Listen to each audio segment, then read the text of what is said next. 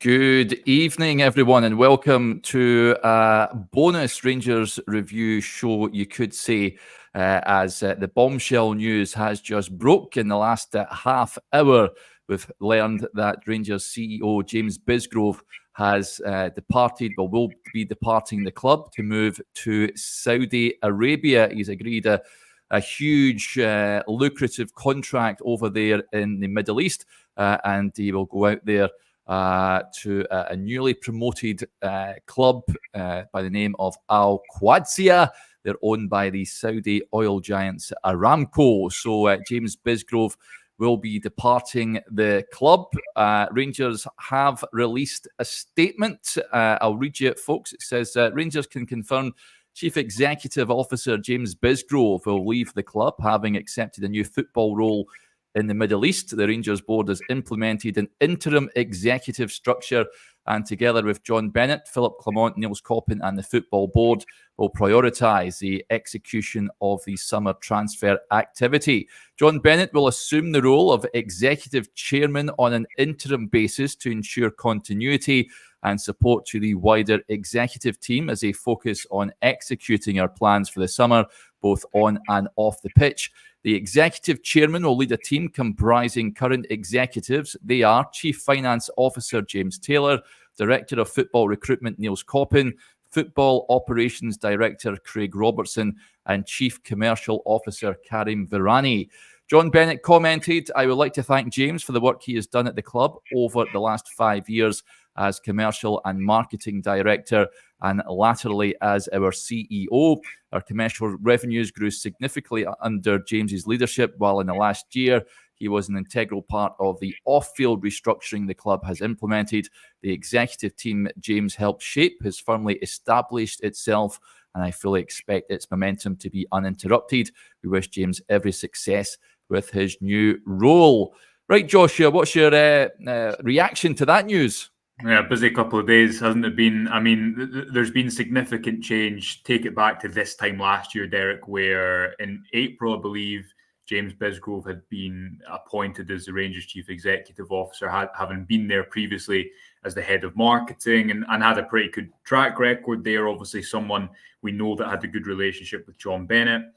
Bisgrove and Bennett were part of a restructuring, a refreshing behind the scenes at Ibrox. There was a lot of talk about the need for fresh leadership after a bit of a malaise setting in, following obviously the highs of that title, following the prolonged high of that European run. And I think something that everyone could see, so much focus had been on securing that 55th title at Rangers from everything, every aspect of the club, obviously right down to a recruitment point of view. There was a time and a need for new direction after that. James Bisgrove, as mentioned, obviously then assumed that CEO position around about this time last year. We hear this as something that has been in the works for a few weeks, but certainly news that will surprise a lot of people, something that at the latter end seems to have developed pretty quickly. And as I've read it in that statement, Derek, Rangers will be keen to, I guess, state that the plans they've put in place, we know this is a significant summer, as last year was a significant summer. We know that the mistakes that were made last summer couldn't have been afforded to be made, or can't be afforded to made this summer. They'll be keen to point out publicly that the work has already been put in place at the football board, which was a change that Bisgrove and Bennett made away from the overarching sporting director structure to having specialists in each department. That work will still be able to continue under these people, but obviously it's not ideal timing for this to happen, for Rangers CEO to depart right at the start of a significant summer rebuild. And it's going to be really intriguing to see what happens next and just how much this does actually impact what Rangers are going to be able to do over the next number of months. Yes, lots of comments coming in. Alan with an interesting point says, will any compensation be paid for this type of recruitment? I imagine that it would do. I'm not entirely sure what that would entail. He will be getting eye-watering money over there in Saudi Arabia, so I can totally understand him moving on in terms of career progression. Just like any football player that heads out to Saudi, it may not be good in terms of the reputational wise on the pitch, but they're getting money that will certainly set them up for life and beyond. So I don't blame them for heading out there. Like you say, Joshua, it's not ideal timing heading into a summer of change on the park, and off it looks like it's going to be a a bit of upheaval as well. John Bennett, of course, as we heard, as we found out, will assume the role of executive chairman on an interim basis. So the plan to replace James Bisgrove, I imagine it may be a fairly lengthy one. Rangers don't want to rush this appointment, of course, but it's one, it's going to have an effect, you think, on what the club are going to try and do with regards to recruitment this summer? It's always difficult to know because obviously he's not head of recruitment, right? And the CEO position at Rangers was something that was a new role when he succeeded. He effectively succeeded Stuart Robertson, but Stuart Robertson was the managing director, and obviously the jurisdiction of that role was different to the one that James Bisgrove assumed. In a similar way, obviously in a less direct way to the impact on the first team, but Zeb Jacobs, the head of academy, has also left the club to go to Holland after only about a year in his role as well, having stepped up to be the academy director. So there's been a significant amount of change, and I guess what a lot of comments, there's too many comments coming in for me to try and keep up with it, Derek, but what a lot of comments will be reflecting, and I guess what a lot of the conversation outside of this will be, this is a different situation to some of the other departures, and that is James Bisgrove leaving. It's not as if he's been sacked. This amount of change obviously isn't going to be good on or off the park. We've spoken a lot about how over the course of the last 4 seasons, Rangers have jumped from manager to manager, style to style. The recruitment policy, the recruitment focus hasn't been successful enough, and that's why John Bennett was pretty out there when he spoke at the AGM about the need to fix recruitment away from sporadic wins to getting it right consistently, to be one of the pillars that Rangers can rely on. I'm sure it wouldn't have been an intended will for this to happen, for this unsettling kind of move to happen at the start of the window. What you would say though, Derek, is that you and I were discussing the pool of money in the English game this morning on the podcast, weren't we? The pool of money in the Saudi Arabian game is a completely different level, especially to the Scottish TV market, for example, and that will of course have had a big say in this decision. And now Rangers obviously have the task of trying to, on an interim basis, I'm sure the plans that Clement has outlined in his press conferences, it's not going to be new decisions. The fact that Rangers have restructured things with Niels Koppen coming into the club towards the end of last year, a lot of that work will be and is already in place. Football clubs have to think a number of months ahead, of course, when they're planning for a transfer market, especially a transfer market as big as this one. But obviously it's far from ideal timing that this news comes out now. Yeah, let's get some of the comments that are coming in. Loads, as you say, Joshua. David Thompson says, do we get a sell on? I hope we get a sell on. I'd imagine he may be moving on from Saudi at some point. Interestingly, we never got a statement from Bisgrove in that Rangers statement, which, that was just John Bennett that was commenting on it. William with a point here, he says his first big job is to buy Tav and Coulson for 45 million. Listen, it would not surprise me if when the Saudi reports regarding both of them won't go away.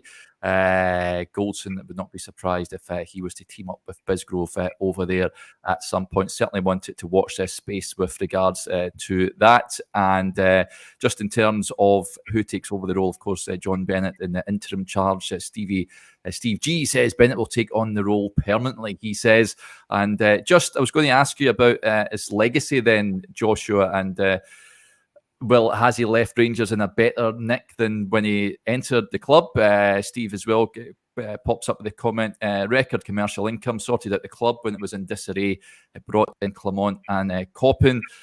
We spoke to James Bisgrove on a number of occasions here at the Rangers Review through various stages. He certainly can point towards New Edmiston House, the Blue Sky Lounge, and increasing revenue and what have you, Joshua. There are lows. There's things I'm sure that he regrets as well. I think the Australia Old Firm Friendly is certainly up there, and there is one or two other things. But you think his legacy, he'll be looked back upon fondly? It's obviously a difficult. Again, it's like an academy director. It's difficult when you're not a manager and you don't play for points every week to determine what a successful legacy is. We know there's been significant change behind the scenes in the last year, but as the comment there that you've just taken off the screen points to, Derek, the fact that the reason that Bisgrove got that job, James Bisgrove got that job in the first place, was because he was very successful in growing the commercial department at Rangers. And that was something that needed to happen. If you compare where Rangers were in 2019 when he arrived to 2023 when he assumed the role of CEO, it will be difficult to argue against the fact that, not without, I'm sure, certain errors, as you point out, the Australia friendly, which he at least did come out and speak about, which hasn't been a common trait, shall we say, in football when executives make mistakes. At least he came out and spoke about that. That was a clear error that was not just made by him, but over the course, you would say that the marketing side is in a far stronger position when he left that role to assume the role of CEO. That aside, yeah, Rangers have changed their recruitment focus, but they needed to because they got it wrong last summer. Now, Bisgrove and Bennett did not appoint Michael Beale, and again, to go back to the end of Beale's first season in charge, things looked like they were heading in the right direction.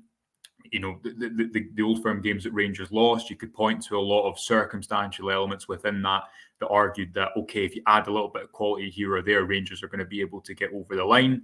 We discussed Sam Lammers at length this morning, and in short, that is a perfect example of one of the signs last summer that didn't go right because it was very manager-led. Now, Rangers have shifted their focus since. You could argue that it shouldn't have taken last summer to prove that, but they've shifted their focus since, and in appointing someone like Niels Coppin to not be the overarching sporting director, but to be part of this footballing board, and we've heard a lot about it since. The idea to take away the power, specifically in a sporting sense, from one person and to distribute it across different areas of expertise. Again, Niels Coppin is still in the early spell of his Rangers career. He's only had one transfer window so far. He has to work at speed. And as Clement said, it's a massive challenge to do the amount of work that they need to do in one transfer window. So in terms of legacy, certainly in the marketing front, in terms of that first 4 years, I think it's pretty clear that he fulfilled his job remit. I don't expect that when James Bisgrove took up that position of CEO last spring, that he expected to be out of the door within a year. And again, the comment about Philippe Clement, obviously that's not a decision he would have made single-handedly, but he would have had a lot of influence in that decision being the CEO. That does look like it's going to be potentially the right one long term. Obviously, we need to wait and see exactly what Philippe Clement does, but I'm sure a lot of people watching just now, they would think that he's the right man to be leading Rangers at the moment. It's clear that there has been a lot of issues since 2021 on and off the park. And the predominant issue, I would argue, is there hasn't been a clear singular focus. And you can take that back to, again, recruitment, which is what we talk about so heavily in the transfer window. When you're signing different players and there's different managers and there's different styles, it's difficult to have that long-term vision and not just think transfer window to transfer window. It's clear that Rangers need stability. They obviously have a number of executives that are still staying. John Bennett is going to be in there as in that interim capacity. But in terms of legacy, it's probably something that will maybe even be easier to determine when we hear more details about the role that Bisgrove has actually done, and eventually what happens over the course of this summer window and how that feeds into next season. Yeah. Let's get to some more comments that are coming. Some potential replacements have been mooted already. I love this. Davy Cleland says Sterling can play CEO. He can do every other role. So, I would have no qualms if he was to take over that responsibility. Some outlandish suggestions as well. Ian Thompson says, Derek, get on the phone to Simon Jordan. And Neil Jameson with the point says, get Eddie Hearn in. But Matchroom have done great with boxing, darts and snooker. I very much doubt those guys will be getting the phone call. But it's big news this evening. James Bisgrove departing Ibrox to move to Saudi Arabia with the newly promoted club Al Qadsiya. Really is interesting stuff. Just on John Bennett, Joshua. Now, a lot of fans were saying recently we need to hear from the chairman about his vision for Rangers going forward, given it's been another ultimately disappointing campaign. I can understand now why he never came out before this evening's announcement, but I think we should definitely hear from the Rangers chairman going forward about this news and the vision for Rangers going forward. Do you agree with that?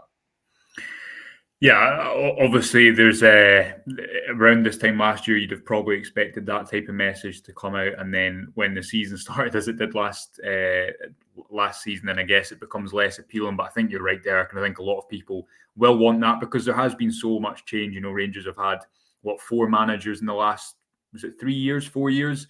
I can't think off the top of my head how many changes they've had at a board level, at a recruitment level, but there hasn't really been that figure of consistency. And we've spoken about that again from a footballing point of view, because that's something that is easier to judge. We watch the football every single week, but you've not had someone who's been in charge, shall we say, of this squad collectively or singularly for a number of years, and that shows. And that is what Clement has described continually when he's spoken about trying to solve a puzzle from game to game. You have situations like the Leon Balogun one that we discussed this morning, who was behind Leon King 2 years ago, and now, despite the fact he's 2 years older, is ahead of Leon King, who played all those minutes in the Champions League but now can't seem to get a look in. So you're only going to get, I think, joined up thinking at the bottom if you do at the top. There's an opportunity here for Rangers to make the correct long-term appointment. They have made, I think it looks like, in Niels Koppen, a good appointment as the head of recruitment. He's someone who comes in with a good track record.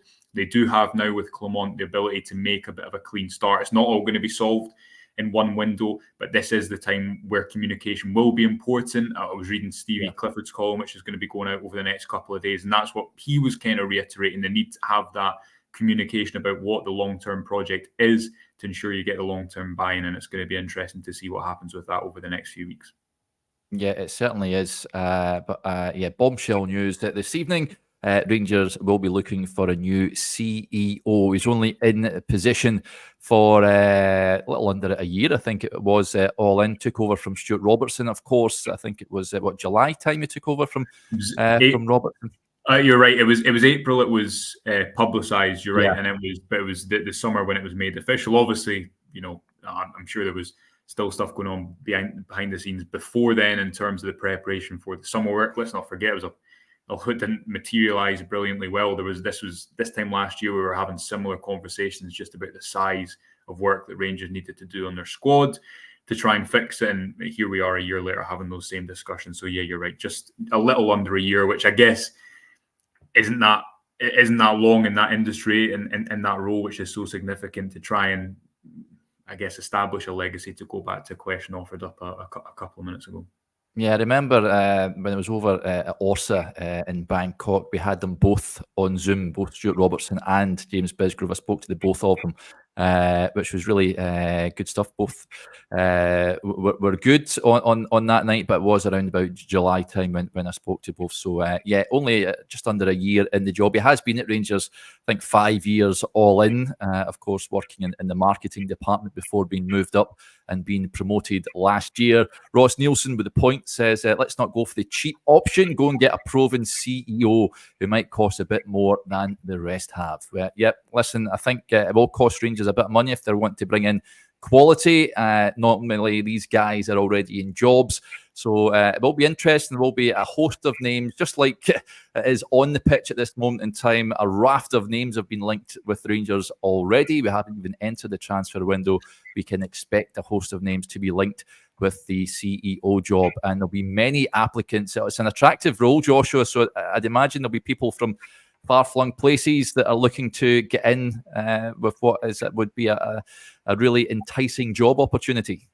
Yeah, but so important that Rangers get the right person, and so important that they get consistency. In Clement, we know how short managerial cycles can tend to be, but the word coming out of Rangers, of people close to the situation in recent weeks, especially after the end of the season, where, look, Clement didn't end the season brilliantly and obviously didn't get that big Old Firm win.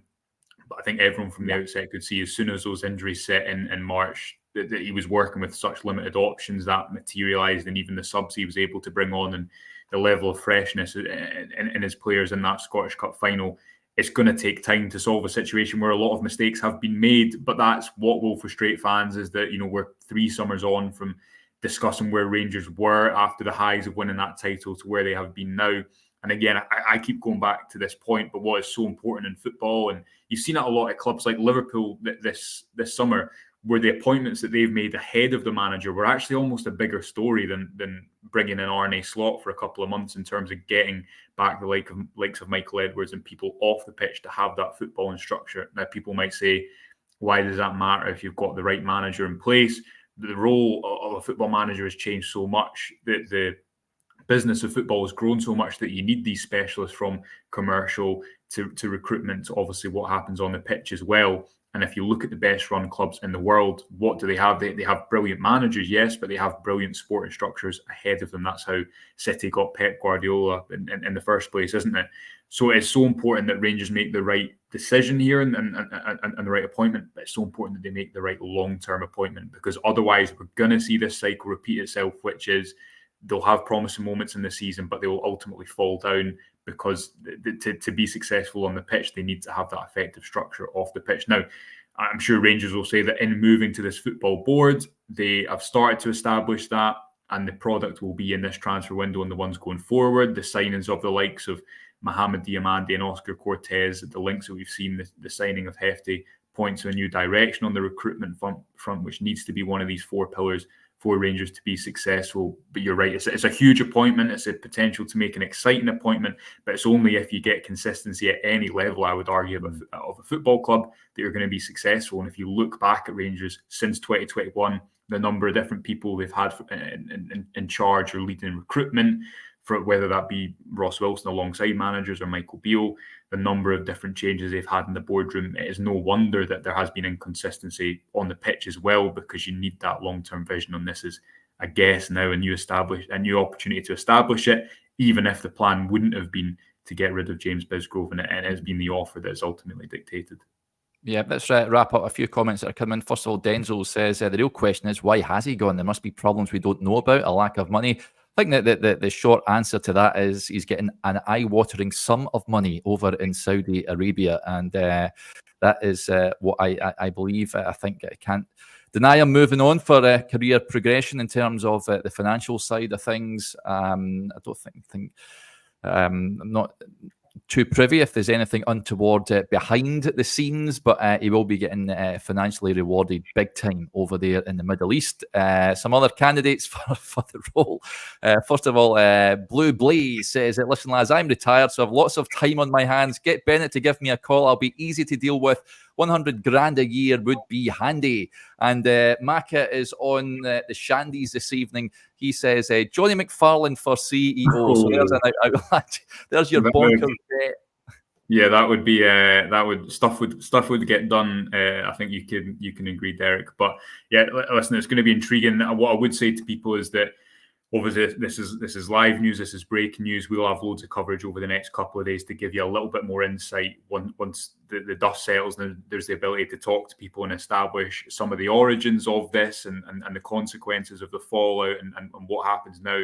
So do make sure you're subscribed, because I'm sure have lots of content over the next couple of days looking at exactly what's happened again once the dust settles, and more importantly, what happens now, because that's what people will want. You're right to say, Derek, that people will want to hear from John Bennett and others to establish exactly what is the vision going forward. I'm seeing that Johnny and Stevie as co-CEO. That would be that would be.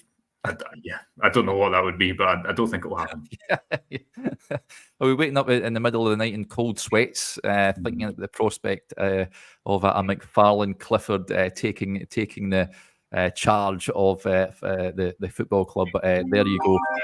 As I mentioned, folks, there'll be a host of names that have been linked from here on in, but that is the big news this evening. Don't think many would have seen it coming. There is a few comments coming in, incidentally, saying, is it something that's been bubbling away in the last few weeks? I believe so, but it's just been confirmed now. I know Stevie posted it just prior to an official announcement coming out from the football club.